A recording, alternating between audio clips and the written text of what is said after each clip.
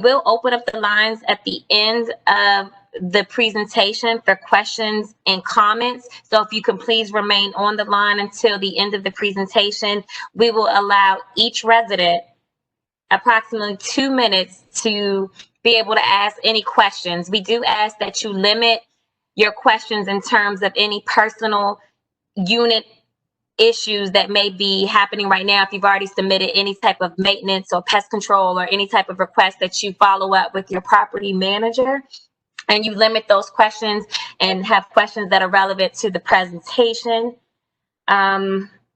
Again, my name is LaShawn Douglas. I am in the office of the executive director. I am going to turn over the floor to Alex Morris, who will start with the presentation. And then again, just as a reminder, we'll go and open up the floor at the end of the meeting for Q&A. Thank you very much. Alex. Thank you, LaShawn. My name is Alex Morris. I'm the Chief of Planning, Design, and Construction at the DC Housing Authority.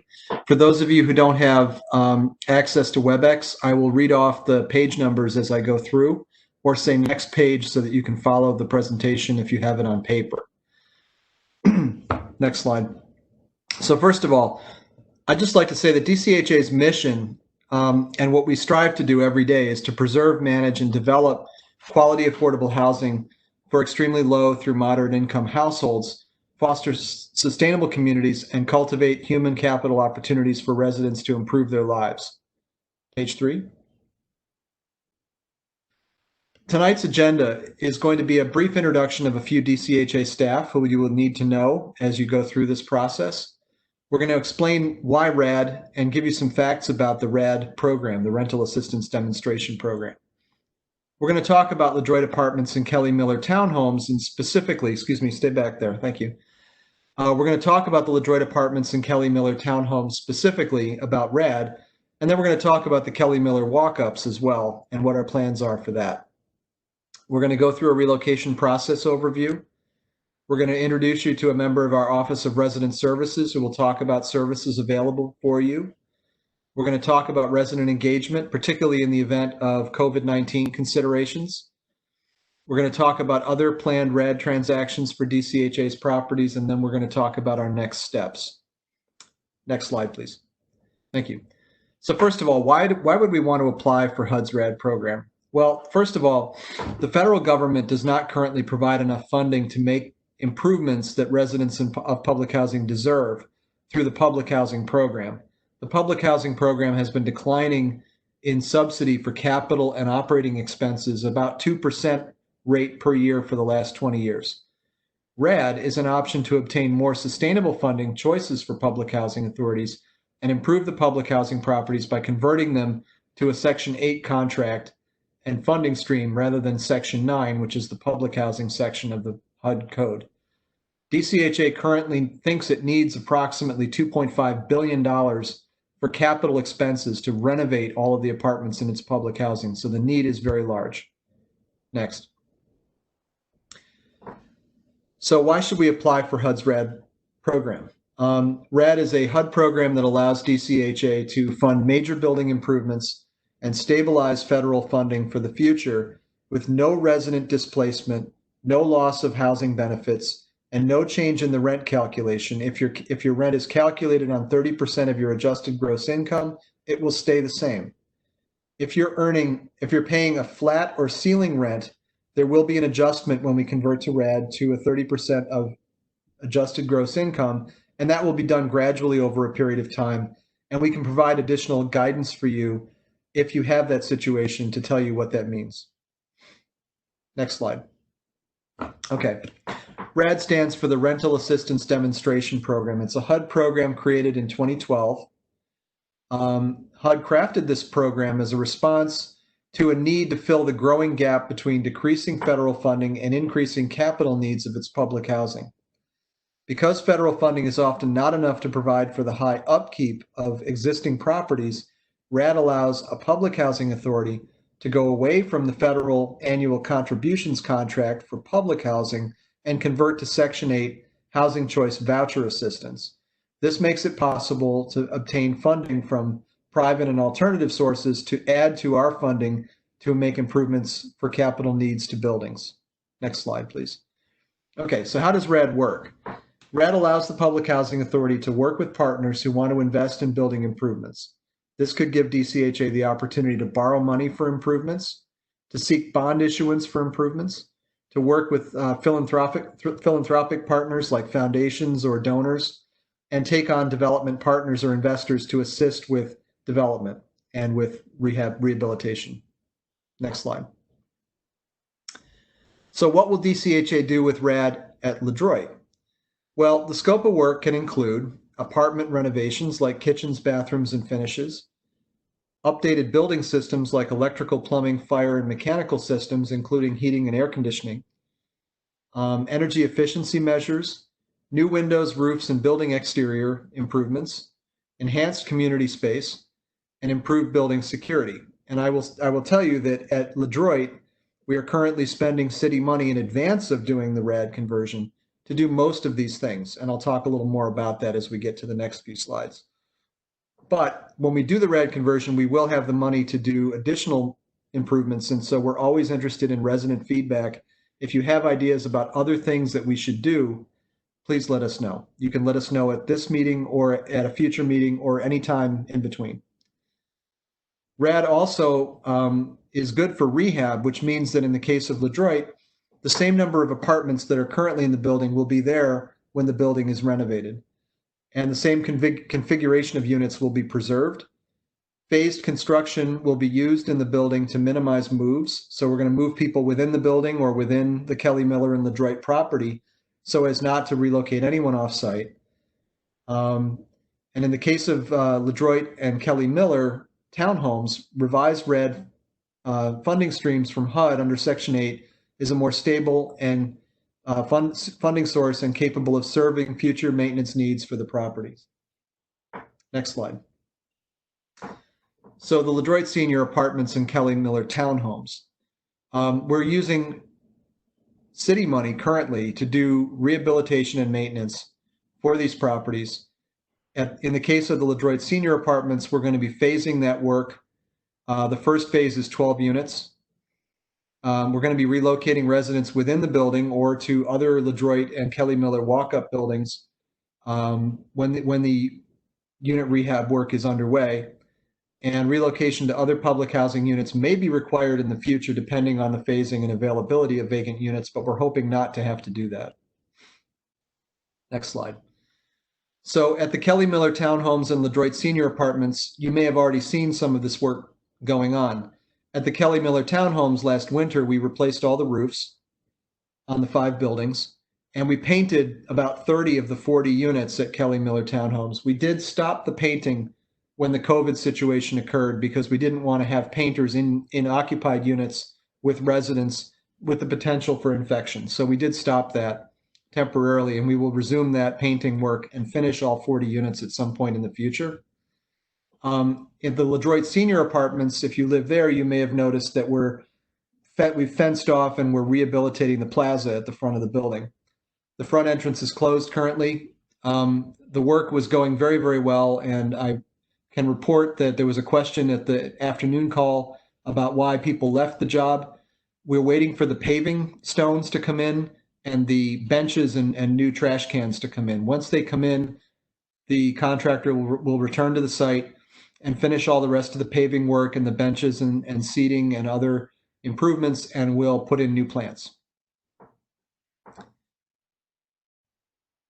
So for those of you who are concerned about relocation, phase 1 of the LeDroit Senior Apartments consists of the units with 04 or 05 at the end of their apartment number. If you're in a 05 or 04 numbered apartment, you are in phase 1 and you have already been notified by the mobility team at DCHA and are in the process of receiving your packing materials and starting to collect your stuff. If you're not in 04 or 05, you should not worry about relocation in the immediate future. Relocation would occur as early as potentially 6 months from now if you live in the area near the management office. If you're farther down in the building toward the elevator or toward the other wing, we won't be getting to you for at least a year or a year and a half. And we'll provide updates as we go from phase to phase, and we'll make sure to notify each block of units in each phase and each resident in those blocks as we go. For the Kelly Miller and LeDroit walk-ups, we're going to be having a future engagement meeting to talk about our plans and our thoughts for those projects. Those projects have greater needs for investment. And at this point, we are assuming that we're going to be doing redevelopment on all, if not most of it. But we will be having a future engagement meeting to talk about our plans and our thoughts for that. And you will be given an opportunity to speak about those plans and offer your thoughts and comments on it at that time. We have done work at all of our DCHA sites, and this is a list on this slide 15 of the rehabilitation and maintenance work and other work that we've done at Kelly Miller and LeDroit walk-ups over the years, including stabilizing the smokestack at Kelly Miller, renovating 4 units in 2017, and doing soil remediation also in 2017. Next slide. So slide 16, what are my rights as a resident? So you're guaranteed the right to return with no rescreening.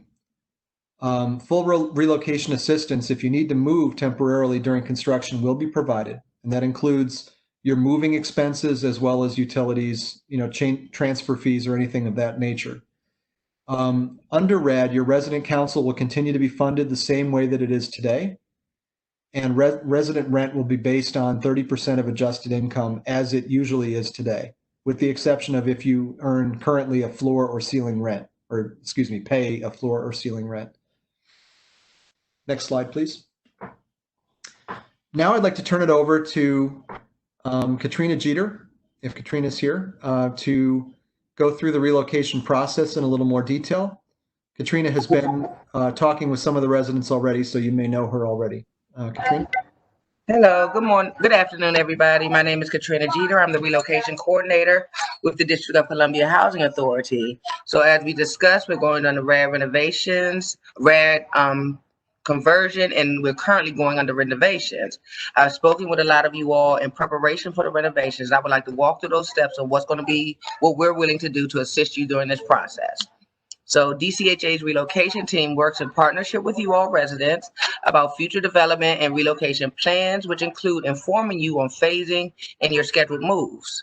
After the renovation schedules are finalized and impacted residents have been informed, DCHA's relocation team, we will complete a survey to assess special needs of every household and their special circumstances. We've done that with the first phase of residents. As each phase progresses, we'll meet with each group of households. DCHA's relocation team will work with each household to prepare for relocation, provide the necessary packing materials, and notify households of the upcoming move dates. We will be present on the day of your move and supervise the activity to ensure all relocation needs are satisfied and everything goes smoothly. We will hire a qualified moving company who has actually been a vendor of ours for a number of years to move the families. The services the movers will provide, including moving your household belongings, dismantling and reassembling your furniture, and packing assistance where required for disabled or senior households who have limited mobility. DCHA relocation team will relocate the families from their current units to permanent units where applicable, and pay relocation costs. As Mr. Morris stated, we'll provide you with packing materials, we're paying for the move, and we will reimburse you for any transfer fees for your existing services. I want to be clear, we're not going to the new place, setting up new cable. If you have existing services and present the bill for the transfer fee, we will reimburse you for that. And then we'll also stay in touch with the you families to let you know each stage of the process and where you are in it. Thank you. Thank you very much, Ms. Jeter. Now I'd like to also welcome a representative of our Office of Resident Services to talk about resident services provided to residents in public housing in DCHA. Good evening, everyone. My name is Ron Fisher, and I'm the Family Self-Sufficiency Manager in the Office of Resident Services. I want to go over some services and sections that offer a ton of supportive service and wraparound services for the residents at the various properties. Some of you may be familiar with them, But for those that aren't, I want to highlight specifically our Workforce Development Initiative program. With this program right here, it's set up to go ahead and assist residents that are seeking employment opportunities as well as educational opportunities. And some of the specific services that can be offered, especially during this time of the pandemic, we are working virtually with residents and building up their capacity as it relates to resume writing and development of resumes. We have soft skills trainings available for individuals, as well as referrals to employers, so that you can seek out various employment opportunities that you are worthy of obtaining. In addition, we have our Family Self-Sufficiency Program, which is a 5 to 7 year program that's set up to work with residents that are seeking homeownership opportunities. And with that, we offer a number of in-house services such as case management, financial literacy coaching, as well as credit counseling coaching. In addition, we have a number of partnerships established with external stakeholders that can also assist you in these particular pathways. And for individuals that do pursue homeownership, the agency, if you are participating in this program, will commit as low as $2,000 upon completion of the program after 1 year, with a max. If you're participating in the program for up to 5 years, we will disperse $10,000 as a down payment assistance cost to lower the cost of the mortgage for you and just better position you moving forward so that you can actually sustain the household that you obtained in the program. One of the new sections that I'm proud to go ahead and announce beginning next month will be our new rent reporting and credit building pilot program. With this program right here, it's as simple as opting into participation in the program. You will receive some of the services I already mentioned in terms of the coaching, the credit counseling, and the financial literacy assistance participating in this program. But the main component is actually doing what you're already doing already, which is paying your rent. We will go ahead and use the rent that you're paying, no matter what the dollar amount is, and we will report it out to all 3 bureaus. And the idea is to go ahead and create a new and clean line of credit for you by participating in this program and simply by paying your rent. The idea is to go ahead and build the financial capability of residents on the property, so that way it creates more pathways for you, whether it's home ownership.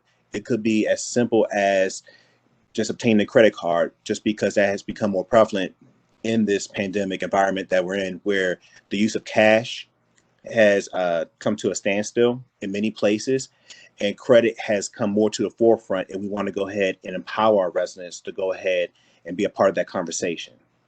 For these services that you see listed and that I just spoke about, I encourage everyone to go ahead and reach out to your community navigator. His name is Mr. Henry Johnson. I know that he has been active with engaging resident leadership as well as just the residents at large on the property. His email address is listed on the slide deck, but for those that are unable to view it or have limited capability and access to technology, his direct phone number is 202-415-2267. And for those that are on the line, I'll be sure to go ahead and drop it in the chat box. But definitely, I encourage you, reach out to your community navigator, Mr. Henry Johnson, to find out more about the services that I just spoke about, as well as any other pop-ups that happen within the Office of Resident Services. And with that, I want to thank you guys for your time tonight. Thank you very much, Mr. Fisher. So as part of our RAD resident engagement, prior to submitting an application to HUD, DCHA provides residents with a resident information notice, or a RIN. It's called an RIN, to convey general written information on potential project plans and basic resident rights under RAD. You should all be in receipt of one. They were distributed to all residents of LeDroit and Kelly Miller within the last couple weeks. DCHA conducts at least 2 resident meetings. So let me tell you a little bit about that. We had a meeting this afternoon. We have a meeting now. That is 1 meeting for us. We're doing the same run of show, the same meeting at 6 o'clock tonight that we did at 2 o'clock. So we're going to run another meeting with you before we take anything to the Board of Commissioners to apply to HUD for a RAD conversion. DCHA must secure Board of Commissioners approval to submit a RAD application to HUD. DCHA will, when obtaining that approval, submit to HUD a written summary of all resident comments and the responses received by DCHA staff to those comments, and that'll all go in with the application to HUD. HUD wants to see a process of engagement with residents. We are committed to that process, and we will communicate frequently and very clearly with you and give you written responses to all questions asked. We will hold an additional meeting with residents, as I said, before submitting the financing plan to HUD, and other meetings may be necessary if plans change or if DCHA requires an extension for a time extension to convert the building. We will continue to communicate with you as time goes on. DCHA will also strive to ensure effective communication with persons with disabilities and language barriers. This means making meetings accessible to various types of disabilities, which could limit communication. And we also comply with the DC language access. Next slide.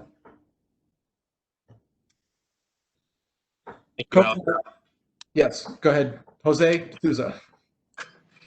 Good evening, everyone.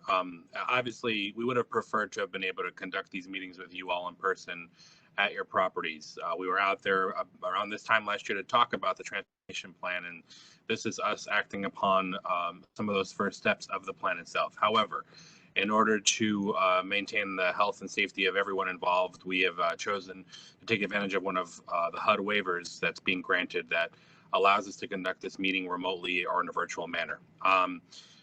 We have also tried to make sure that we can amplify those efforts. So many of you received phone calls before this meeting took place to gauge your ability to access our materials. We prepared the material decks and we dropped them off to all of your properties. We mailed off the resident information notices to you all as well. And so we'll continue to do this. You'll be getting another phone call from us probably in the next week or two, following up to figure out if you were able to take part, and also letting you know when the next meeting will be held as we continue to add in more information that you're going to be sharing with us, both that which was shared before today's meeting and that which is going to be shared in our question and answer session tonight. We're maintaining an attendance log. My colleagues were very judicious at the very beginning of the meeting to make sure that we were capturing everybody's name. Really appreciate your patience. That's important because there's a very specific set of guidance that we're trying to follow from HUD to ensure that we have maximized the ability for those of you who are participating to be listed as participants, and to demonstrate that you are able to take part, you are to access with even able to post your questions. We'll be responding to all of the inquiries, not just during the meeting this evening, but also in writing, and submitting that back to all of you as an additional packet of information that will be sent to your locations as well. All of the materials that we are sharing with you and all the questions and answers that we are compiling will also be posted back to the dcha.us/Kelly Miller LeDroit website. Lastly, we're also making sure that we can accommodate residents with limited English proficiency needs and want to access through an ADA capacity. With that, I will say, please be prepared to get an additional phone call from us in the coming days as we share more information on how this meeting went and upcoming information take place. Thank you. Thank you very much, Jose. We're almost done with the formal presentation, and then I'll turn it over to LaShawn Douglas to have your questions answered. DCHA is engaging in other RAD projects in its portfolio of public housing. The first one that many of you may know, some of you may not know, is what we call the Melvo, which is 5 projects: Montana Terrace, Elvins Road, Lincoln Road, the Villager, and Ontario Road. Those 5 projects are being treated as one project, and we are currently working on getting started on renovations and improvements to those 5 projects. We hope to start sometime in the first of the year. We're also working on Judiciary House. Judiciary House is another RAD project we're working on, which is roughly on the same time frame as Kelly Miller and LeDroit. We had our first engagement of this round of engagements with the residents of Judiciary House a couple of weeks ago. We're also looking at having further engagement for RAD conversions at Potomac Gardens, specifically at the family and senior mid-rise buildings, not at the low-rise. The Langston Terrace and Langston Additions projects that we're calling together Langston Dwellings, and also at portions of Stoddard Terrace and Benning Terrace. Next slide. So what are the next steps? You can expect that you will receive written answers to questions posed before and at this meeting, not just your questions, but all questions. If your neighbor asked a question, you'll get a written response to everything summarized and typed up so that you can review everything and be fully informed. Residents will receive an additional phone call and flyer about our next meeting, which we're targeting for August. There's an email address. If you have questions you want to type in and send to us, you can email us at transformationplan@dchousing.org for additional information. If you have property-specific questions, please contact your property management office. Sharomia Hightower would be more than happy to respond and answer your questions. Her email is chightower@dchousing.org, or the phone number listed 202-403-9326. For relocation questions, please feel free to contact Katrina Jeter, the woman who you heard this evening, at kjeter, KJETER, @dchousing.org, or by phone at 202-926-7004. Also, if you want to ask a question of the Transformation Plan site, but you don't want to type an email, you can also call 202-996-8526 with any RAD or Transformation Plan questions. We look forward to your questions and comments, and we are looking forward to engaging with you on this process. Thank you very much for listening to us, and I'll turn it over to LaShawn Douglas, who will unmute each individual line for your questions and comments. Thank you very much. Thanks, Alex.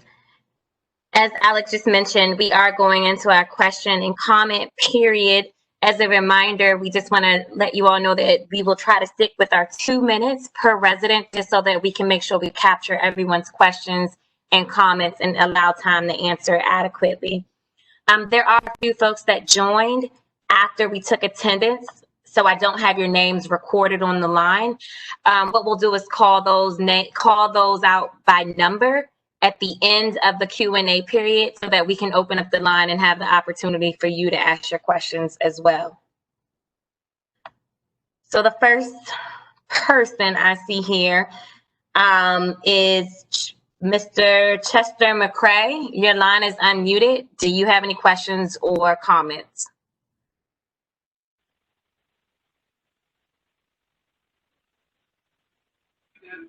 No question. McCrae? Okay, No thank you so much. Thank you. Thank you, Mr. McCrae. All right, then we have Mr. Damon Haith. Yes. Your line is unmuted. Do you have any questions?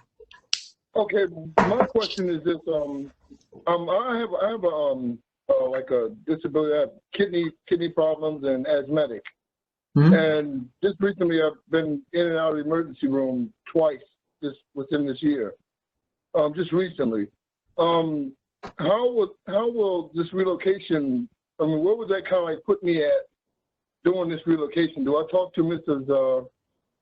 Jeter about this or what?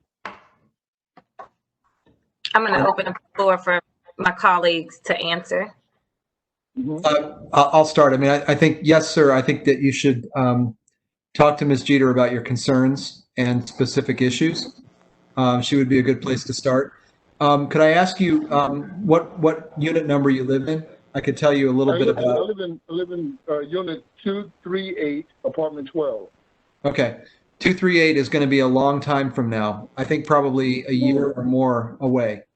So if you have questions, you could talk to Ms. Jeter, or you could wait, and she will definitely be in touch with you, or someone will in the future. But I think it'll be about a year before we're talking to you about this.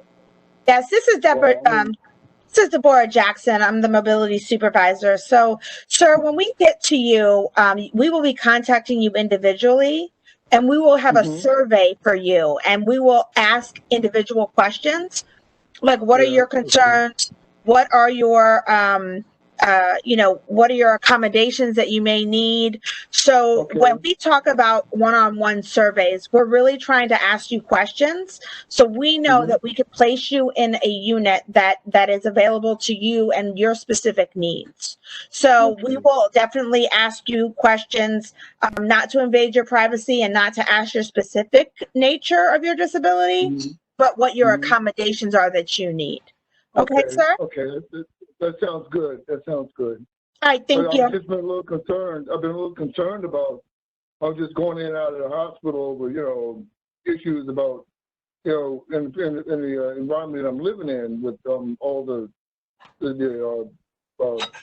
dust and stuff like that I'm dealing with, and because I'm asthmatic also, and I have written documentation about this. So I guess I'll wait to hear from Mrs. Jeter, or y'all call her. Yes, sir. And then if you have any immediate need, you can always talk to your property manager in the meantime. If you need any requests or special accommodations, that goes right to the property manager. Okay. Okay. Thank you so much. Thank you for your question. Okay, thank you, Mr. Damon. All right, next we have, it looks like I'm going to open up the line for Elliot S. Your line is unmuted. Do you have any questions? Elliot, your turn is up. I think he's unmuted. Any comments or questions? Mr. Elliott? Mr. Elliott. Could you hold for just 1 second? Yeah. Hey, sorry. Yeah, I don't have any questions. Thank you. Okay, thank you. Okay, thanks. All right, next we're going to unmute the line for Miss Essie Griffin. Do you have any questions? I just have a question, make sure I understand. So she lives in LeDroit, and her apartment number is 216. So am I assumed that her place for renovation would be later next year? Yes. Yes. Okay. Yeah, we're starting at the 05 and 04 numbers that are down the hall past the management office. If you live down closer to the elevator or down the other wing, it's going to be a while. The units are going to be about 6 months in renovation, so it'll take probably a year. Okay. All right. Thank you very much. I appreciate it. No Thank you for the question. That's all I have.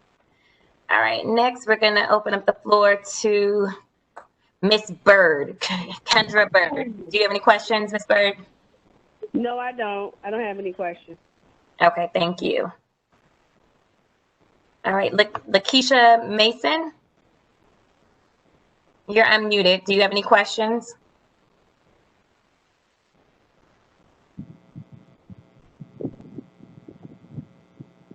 Lakeisha Mason, are you still with us? Okay. We're going to go to the next. I'm sorry, did I hear Lakeisha? All right, I'm going to go ahead and mute and go to the next person.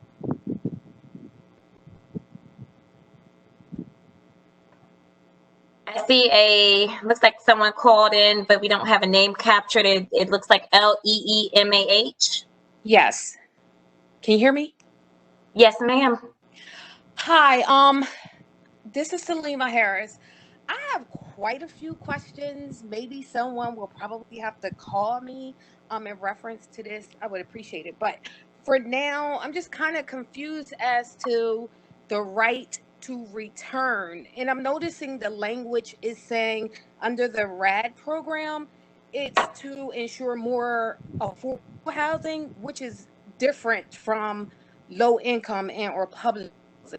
So it seems as if the language is changing for individuals that have a right to come back, but will only be fit under the 2 categories of Section 8. And this is for long-term and or permanent residency at these locations. If so, what is long-term and what is your definition of permanent residency for individuals' right to return? That's one question. Anyone? Andrea, Do you want I'll to? start, sure. So the RAD program, this is Andrea Powell, the right to return, that means if someone is a resident at one of the sites where we're converting to RAD, which is currently public housing, after the conversion, it will be a project-based HAP on the building. The residents that are there now or at your site now, if you're one of those residents, you have a right to continue to be a resident when it's under a project-based HAP. You will sign after the conversion, which is going to be way down the road. We have to go through a whole process with HUD. We will be keeping you informed as we move along in the process. At the very end of the process, residents will sign a new lease that'll be called a RAD lease. So then you will continue on, and as Mr. Morris indicated, same rights. You'll have a new lease, and then you'll be subject to the terms of that lease, very similar to the lease that you have today. So, I can't say anything is permanent because we all have lease terms that we have to comply with. But if you are a resident today and you remain at the conversion, you will be a resident. There's no screening after the conversion when it becomes a building covered by a project-based Section 8 contract, if that's helpful. It is. So the project-based Section 8 contract, these are private owners. So they'll be contracting with HUD. No. So Not exactly, no. So the way I want to give an example, and I was speaking with my colleagues, we're going to include these as examples. We've done this once already for Colorado and Columbia Road that are two public housing sites, formerly public housing sites that the Housing Authority owned. We converted those to RAD 2 years ago, May of 2018. So now they're covered by a project-based HAP between DCHA and an entity that's solely controlled by the Housing Authority. So it's called Colorado Columbia LLC, which is controlled by DCHA. We anticipate the same type of structure as we move along doing RADs. Right. Those two sites are managed by our PMO, the same PMO that was managing when it was public housing, continue to manage Colorado and Columbia. So that's an example of how we've done RAD, and that is what we're considering for this project as well. Right. I want to reemphasize that we're not talking about selling LeDroit Senior to anybody else. We may be required because of the HAP contract to have what's called a limited liability sole purpose entity, which is another name basically for the property. The owner might become something like LeDroit Senior, but it'll be owned fully by DCHA. We're not selling anything. Okay. I'm actually one of the residents of the Kelly Miller walk-ups. My building number is 420, and okay. There won't be any discussion I think until maybe a year or two from there. But time is of the essence, and there is a sense of urgency, and I guess I'm just trying to get a heads up on everything. But again, I have questions. I have too many questions. So if someone could kind of contact me, if that's a possibility. Sure. Yeah, well, we can set something up. Yeah, and we'll have your contact information through Ms. Hightower, so we can get in touch with you. Okay. And you said your name was Salima Harris, correct? Yes, ma'am. Okay, great. We'll make sure that we get your contact information and provide some follow-up. Okay. Thank you very much. No problem. Thank you.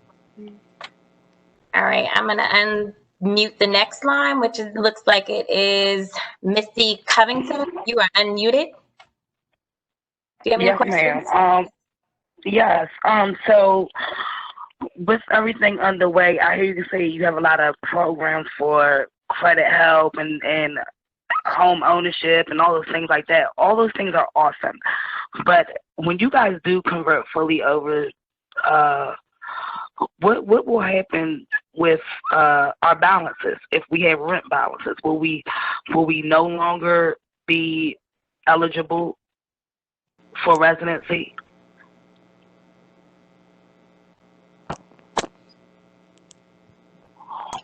If there are colleagues that can, I'll start. And what we did on Colorado and Columbia, we will work with folks to work through those balances. I don't know if Brandy's on the line, Lynch, but we, no one was turned away because of a balance. But you do, folks have obligations under their leases, so, but no one was turned away. I'm sure the property managers will continue to work with you.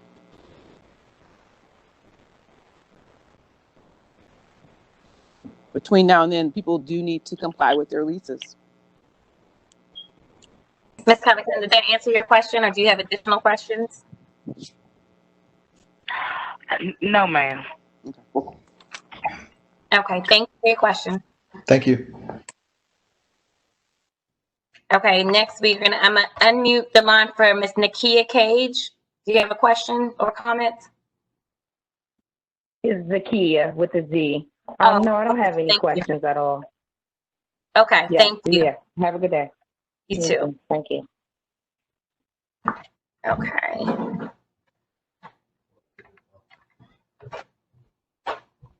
All right, one moment. Let me see who's next.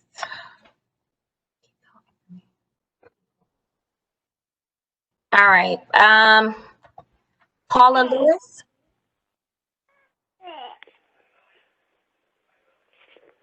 Ms. Lewis, you're unmuted. Do you have any questions or comments? What? Okay, I'm gonna go ahead and go to the next person.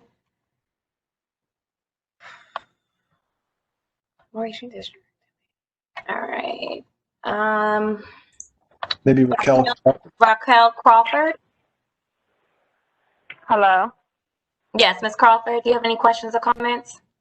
Yes, I have a question about the program when you could get your own home, rent to own, or you help with the credit, building credit. Is that for your disabled family members, and what about children of families 18 or over? Are they included, or is it just for the head of household? Mr. Fisher, are you still on? Can you respond to that, please? Yeah, sure thing.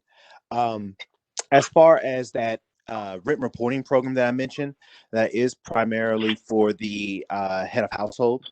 And as long as you're paying, and that's why I reference like paying any amount. So it's not just sorely targeting people that are like, employed or whatever the case may be, even if it's $1 based off of the type of income that you're receiving. If you're paying something towards your rent, you can participate in this program. Going to your second question regarding if you have, I guess, other people in the household that are 18 and over, and I guess like programming available for them. Some of the services, they are more so geared, like I said, the rent reporting towards the head of household. However, the workforce program that I referenced, that's available to anybody that's viewed as a DCHA resident, meaning that as long as there's an adult and we have them captured on the family composition, they're within your household, they're eligible and more than welcome to go ahead and participate with these services. We want them to go ahead and, again, utilize any available resources available to go ahead and move on to some sort of self-sufficiency as well too. So think of it almost like a holistic approach for the whole family in many regards. While you happen to go ahead and participate in one program and receive coaching, you can also have that son or daughter also go along and maybe participate in the workforce program, as well as some of the other coaching classes for credit counseling and financial literacy are open to the general public. Meaning that if you happen to go and attend one, they're more than welcome to go ahead and sit there and receive the information in hopes that it can assist them the same ways helping you out. Okay. I think that'll be all. I think that's the only question that I had. I think that'll be all. That's it. Thank you for your question. Okay, thank you, Ms. Crawford. Reginald Henry, your line is open. Yes, I'd like to know something. Can I keep using my same address once I'm relocated, then I come back to my apartment? I'll answer that question. So when we do renovations at the LeDroit Senior Building, we're going to have to move you out of the unit you live in because we're going to be doing some very extensive renovations and you can't live in there while we're working. But it is our intention to move everyone who wants to go back to their original apartment to go back to that apartment. We do have a limited number of vacant units in the building that we're currently making ready for those transfers.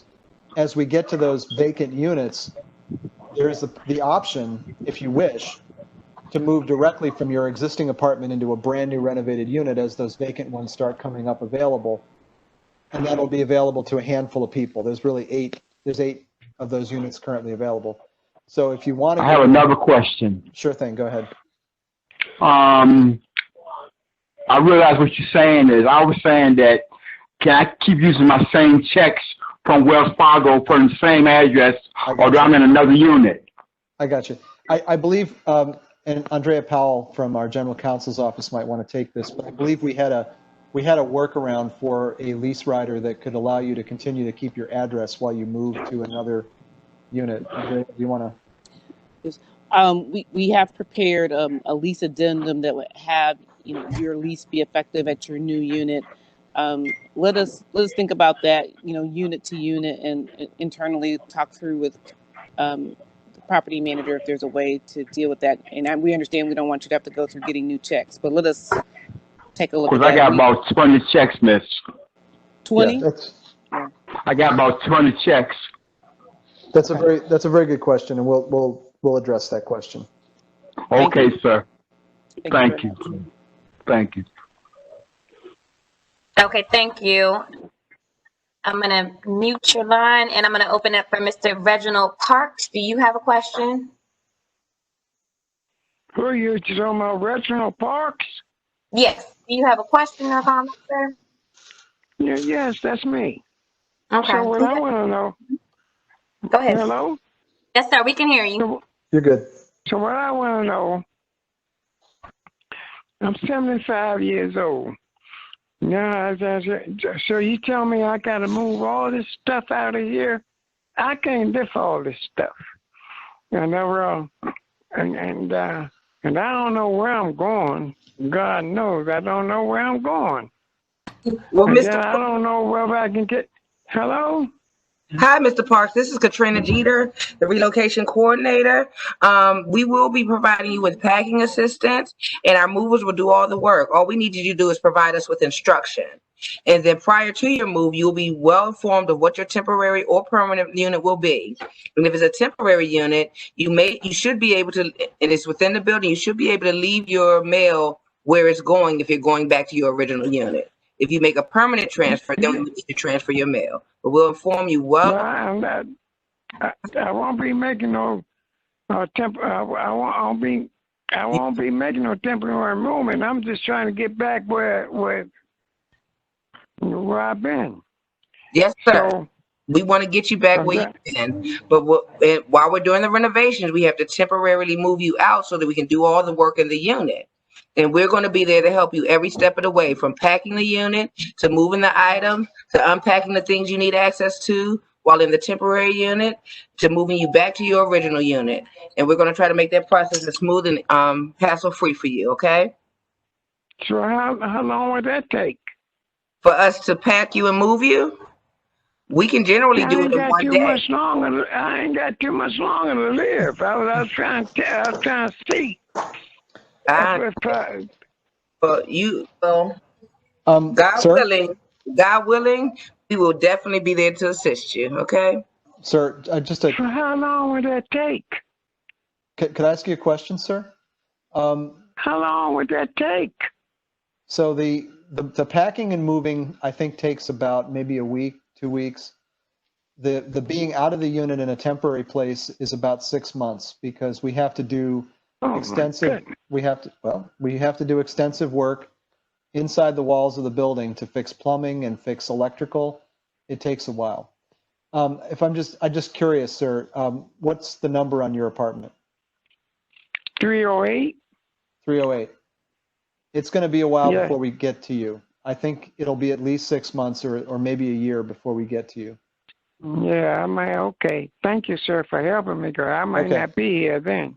I'm sorry that this is inconvenient, but we do need to fix the building. So we're trying to make the building a better building. Okay. That's Yes, the point. sir. Okay. Yes, sir. Okay. Yes, sir. Thank you, Thanks sir. for the question, Mr. Parks. Thank you for helping me out. Sure. Thank you. All right. Next, we're going to open the line for Rosa Coates. Rosa, your line is unmuted. If you have a question, you can ask.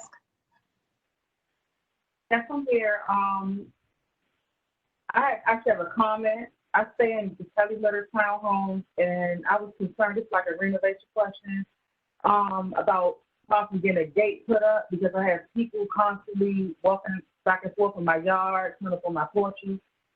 So I just want to know if it's possible if they can put a gate up.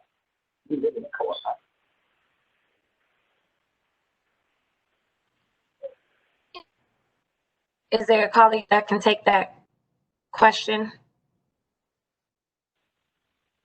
Ms. Coates, do you live in the Kelly Miller townhomes? I live in the Kelly Letter townhomes in the corner house. Okay. This sounds like a management question. Ms. She's Coates. asking if, go ahead. Hi, Ms. Rosa. Hello? Yeah. Hey, Ms. Rosa, this is Ms. Hightower. What we can do is go ahead and put in an accommodation and send it up for approval, because it's a reasonable accommodation.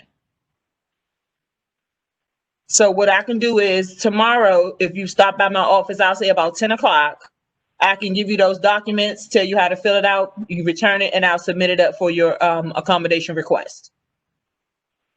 Okay. Okay? Fine. All right, so don't forget, 10 o'clock tomorrow, please come by so you can get those documents.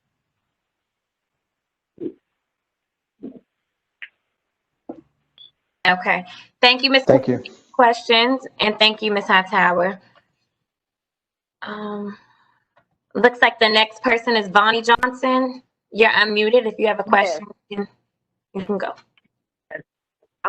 My apartment is 207, and y'all saying to me that y'all can't accommodate me for moving out of LeDroit for good until you get to my apartment.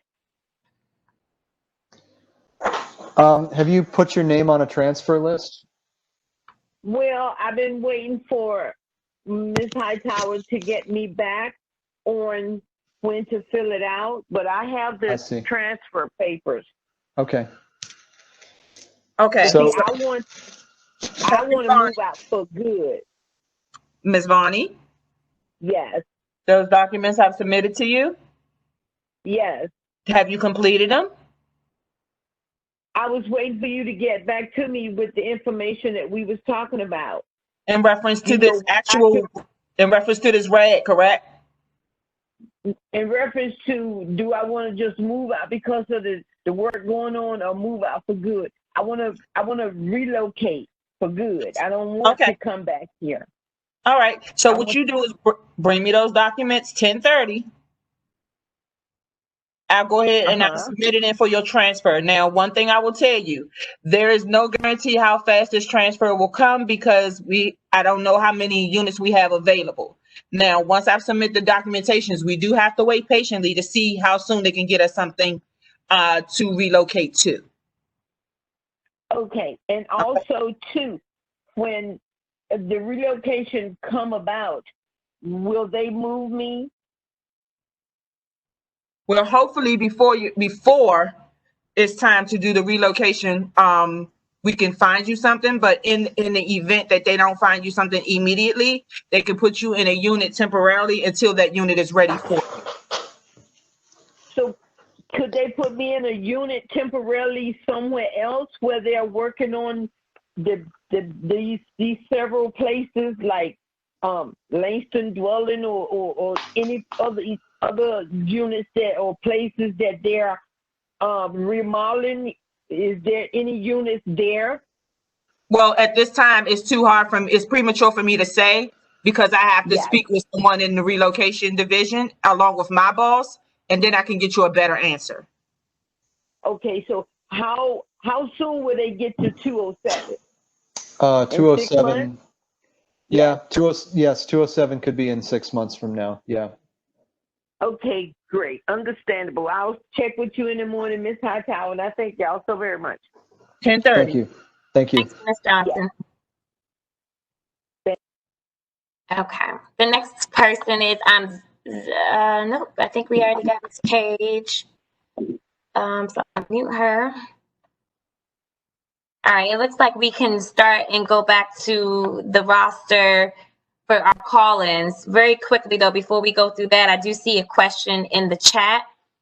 And it looks like, when I read it, initially looks like Jose and maybe Mr. Fisher can take these questions, but I'll just read them out loud for those that are on the phone.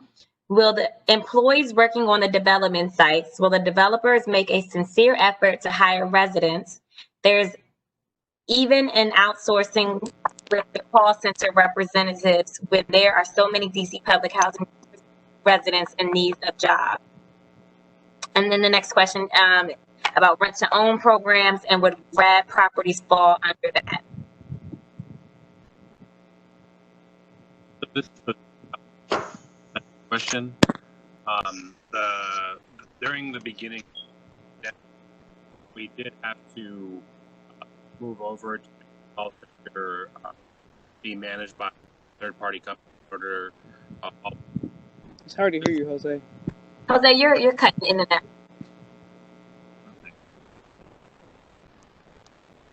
Can you all hear me now? A little bit. Yes. That's going to be much better. Yeah. We had to move the center to a third-party operator when we first began work status. It's the same third-party operator that covers our night meetings. Our employees are back covering calls on a regular basis. As for hiring of local residents, I know that the property management team runs a pretty successful apprenticeship training program, and a lot of those employees are in fact public housing program. So one of our strong efforts in cooperation with the Office of Resident, 3 programs. And Jose, I think it cut off in the last little bit of what you were saying. We didn't hear you. Ms. Salima, I think the question came from you. I unmuted your line if you need additional clarity on the question.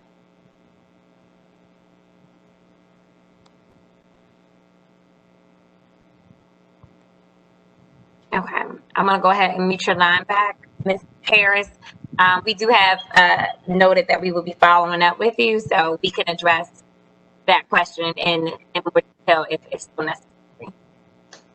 She responded that we've answered her question. Oh, okay, great, wonderful. Okay. All right, I'm gonna go to the callers that we did not capture at the beginning of the call. So I will read, all I'm able to see is the area code and the first 3 digits of your telephone number. If once I unmute you, if you can just identify yourself with your first name and last name, and then ask your question, or let us know if either if you have a question or don't. The first number is 202-912. Your line is unmuted. Hello? Hello? Yes.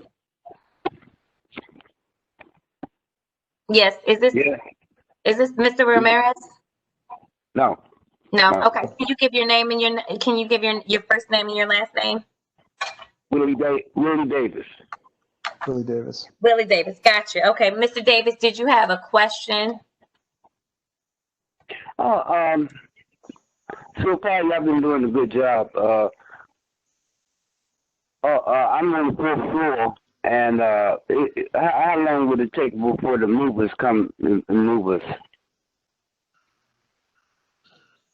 Ms. Jeter, you want to take that? How long does it take for the movers to come and move a resident? When is he moving? What's your unit number? I'm sorry? What is your unit number? I can hear you clearly. What's your apartment number, sir? Oh, 415.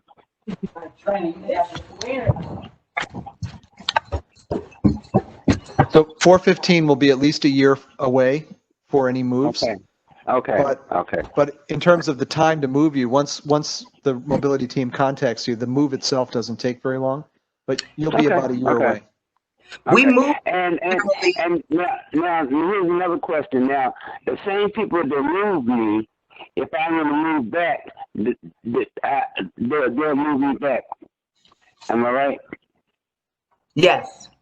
Okay. Okay. That's all I want to know. Okay. And just a general answer for your question.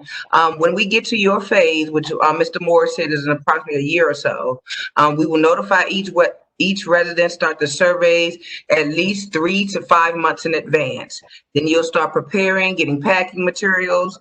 And then as it gets closer to your move date, you'll get a week reminder and a couple of day reminders before your move. And the move actually physically takes maybe, depending on the quantity of items you have, we finish approximately 3 to 4 one-bedrooms a day. Mm-hmm. All right. So your move will take about 2 to 3 hours if everything is prepared. If we're packing you, it may take a little longer. Okay. But, okay, the move is going to take care of all that. Moving, right? Yes. Okay. All right. All right. Other than that, everything's fine. All right. Thank you for your question, Okay. Mr. Davis. All right. Thank you. All right. The next caller I see is 2040877. You're unmuted. Can I have your name? Sharon Jones. Thank you, Ms. Jones. Do you have a question?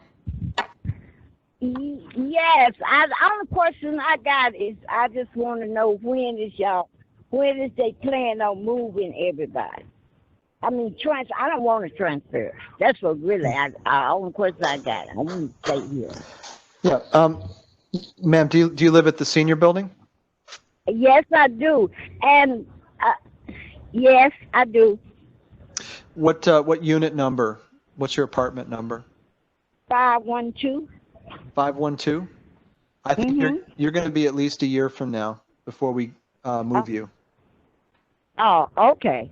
Okay. And Ms. Jeter and her team will contact you in advance of that. You'll know in advance of the move. Okay. Okay. All right. Thank you, Ms. Jones. Thank you. All right. All right. Caller with the area code 240641. You are unmuted. Have your first name and last name.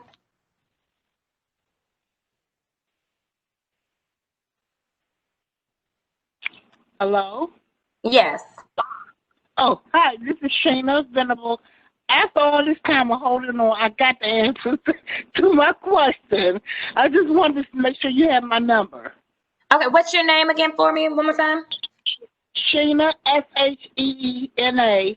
Last name Venable. V is a Victor, E-N is a Nancy, A-B-L-E. Thank you so much, Ms. Venable. And you got your question answered. Okay, thank you. Okay. All right. Bye-bye. Okay, the next caller is 202883. You're unmuted. If you could give us your name and let us know if you have any questions. Is that the beginning of the number? Or is that the last digit of the phone? Because I got 883. Yeah, hello? Yep, can you give us your name and number? Excuse me, your name, your first and last name? I can give it to you guys again. It's Blue Wells. Blue like the color of Wells. W-E-L-L-S. I talked to you guys earlier. Yes. I wanted to ask a couple of questions pertaining to my apartment because I didn't get a chance to ask you guys earlier. So when I was telling you guys as far as the painting for the painters to come in, I got a letter as far as in housekeeping inspection, and that was given to me on the 14th. of July, but the inspection was like 2 days later. And I was trying to figure out how can painters come into my unit and be painting my unit. And you know, when you're painting, you got to put things all over the place in your house so they can get enough space. And Okay, so Ms. Thompson? So hold on for a second. So my apartment was out of order at the time, and I ended up getting an inspection. And then when the inspection took place, I had pictures taken in my apartment, and it was out of order. So I'm trying to figure out, why am I getting pictures taken in my apartment when things was out of order and had an inspection? And then I get another inspection date, which was for the 29th of this month, which took place yesterday, but no one came in to inspect my unit. Ms. Thompson, this is Ms. Hightower. I'm the one who submitted that actual inspection.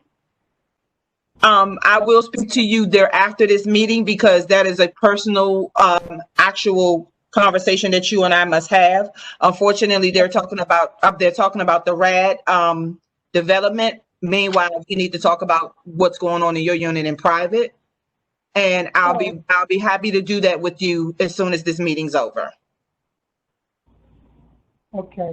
So okay. I think you guys told me earlier, as far as for the apartments for 255 B Street, you guys say it would be like 6 months for us in our apartment building. We'll be moving within 6 months, or was it longer? Because I'm trying to remember, was it 6 months or was it? I'm sorry. Where do you live? 255B, like in Victor. Oh, yeah. We're not moving people at V Street. We're moving people in the senior building so we can do phased rehabs of senior units. Okay, it's can I different. ask one more question? Just to make things easier for everybody, why you guys didn't have like separate like meetings for everybody? Because when everything is been put together for one meeting for everybody in one area, that makes it confusing. Like for everybody that was in the senior citizen building, you guys should have done them first, because it's making it difficult for other people to catch on. Because you got the senior citizen, then you got the townhouses, and then you got these apartments that where I live at. That's right. Making it kind of difficult for everybody to grasp at one time, trying to figure out what everybody going at. I understand. For the next time go around in the month of August, just separate the section of people and where they going at versus the people that's having to wait 6 months to a year or longer. Yeah, we'll make a note of that. We made a decision for this meeting, for better or worse. We made a decision that it would be better to notify everyone and have one meeting, because we know people talk to each other in development. We didn't want to have some people invited to a meeting and some people not. We wanted to make sure to invite everybody so everybody got the information, even though your condition is different than the people at the senior building or at walk-ups or at townhouses. We still wanted to have one meeting where everyone was included. We made that decision. Okay. So. All right. But thank you for your comment. Okay. All right.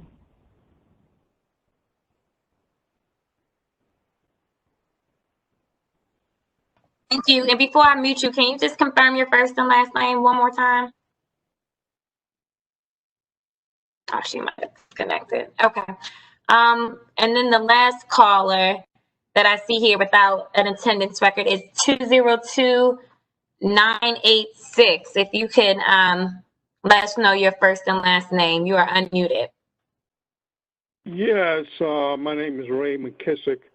I wanted to get the understanding about, I live in Kelly Miller, and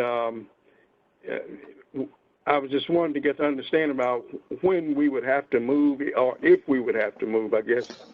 What part of Kelly Miller do you live at? 336V, apartment 33. Okay. And you're okay. So you're in a walk-up building on V Street? Yes, sir. Okay. So we're going to have another round of meetings for folks in the walk-up buildings.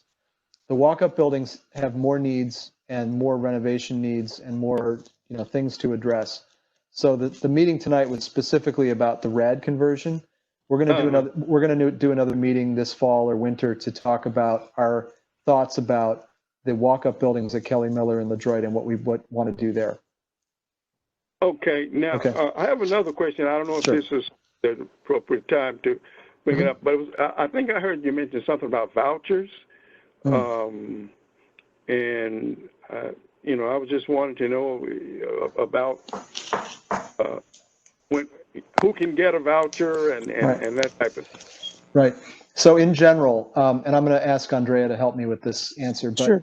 No problem. the RAD conversion that we're doing at senior building and townhouses at Kelly Miller, those are called project-based vouchers. That voucher goes with the building. And if you move in, your rent is subsidized by the voucher. If you leave without it. In the case of the Kelly Miller walk-ups, what we may do is we may give residents a tenant voucher. And in that case, you take the voucher and it goes with you. So that's going to be different. And there's two different kinds of vouchers. So Andrea, I'm sure I'm leaving out some details. So. No, I think that's right. And so for the RAD conversion that we're speaking of today, as Mr. Morris said, it is a project-based voucher, a contract that covers the units at Kelly Miller or LeDroit Senior. So that does not involve a tenant-based voucher. It is a project-based voucher. However, as a part of RAD, there's something called a mobility voucher after we convert. So we're going to go through this whole process of meetings, submitting our application to HUD, getting our board approval, and then working through the whole RAD process with HUD. Once it's approved, the conversion to that project-based contract for the building happens. After that, after a year, so after a year signing that new RAD lease, a tenant can request a mobility voucher, and those will all be subject to whether or not there are vouchers. There's no vouchers that HUD gives us. At the beginning of the conversation, I'll explain the funding from HUD. They don't give us tenant-based vouchers. So down the road, when that year comes up, tenants can make a request, and it's based on whether or not we have tenant-based vouchers. So initially, we're just talking about a project-based voucher for the building, but there is a provision in RAD that allows, after the conversion, after a year, a tenant can request a mobility voucher. Okay, does that mean he can live anywhere? A person can live anywhere in the city, with a voucher? Yes, if we're able to make one of those available, yes, then you can use that in the city or actually in around the country. Yeah, because I was somehow given the information that if you got a voucher before 2006, I believe it was, that you couldn't get a voucher to live anywhere in the city. It had to be after 2006, I believe it was. Yeah, all federal tenant-based vouchers have mobility that you can move around. If another jurisdiction, there's all types of rules, and Deborah's on from the voucher program. There's rules about whether or not another jurisdiction, another state, or another housing authority will accept that voucher. So there are some complications there in terms of even if you have one, the other housing authority has to accept your voucher. Okay, and that applies to the district also? Well, I'm thinking about if someone were to have a tenant-based voucher and then they wanted to move to North Carolina, then our voucher program would work with, let's say you want to go to Charlotte, the Charlotte Housing Authority, to see if they call it absorb that tenant-based voucher. Right. Well, I'm not talking about moving out. Yeah. I'm just talking. Yeah, you're talking about just staying in the district. Yes, you can move within the district. Yes. Yeah. Yes. So they would have to accept it even though it's after 2006? Yes. Yeah. All right, thank you. Before or after, yes. All right. Thank you for your question. Yeah, thank you, Mr. McKissick. Okay, it looks like we've captured everyone's question. I'm just making sure. It looks like we've got one more question in the chat. Will another governing body govern the RAD-based voucher program, or DCHA still manages the RAD project vouchers? Yeah. So as we were mentioning, sorry for the bells in the background, the way we did Colorado and Columbia, and the way we anticipate doing this project, the RAD owner would be controlled by the housing authority. So right now, the Colorado Columbia LLC owns Columbia and Colorado Apartments, formerly public housing.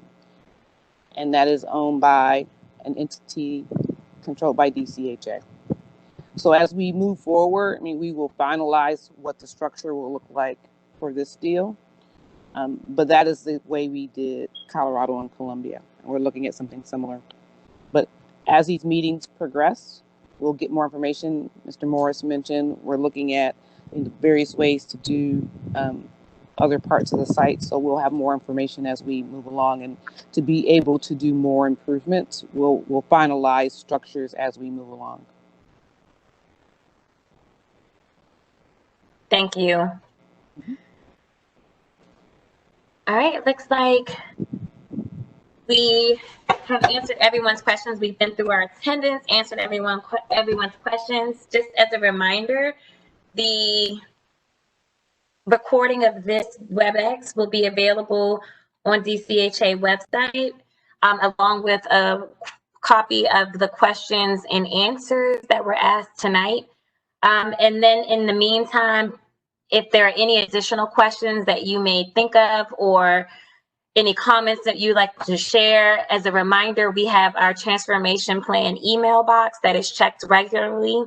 You can submit an email to transformationplan@dchousing.org, or you can leave a voicemail where you will receive a call back at 202-996-8526. So that concludes our meeting for today. Thank you all for your time, and have a wonderful evening. Thank you, LaShawn.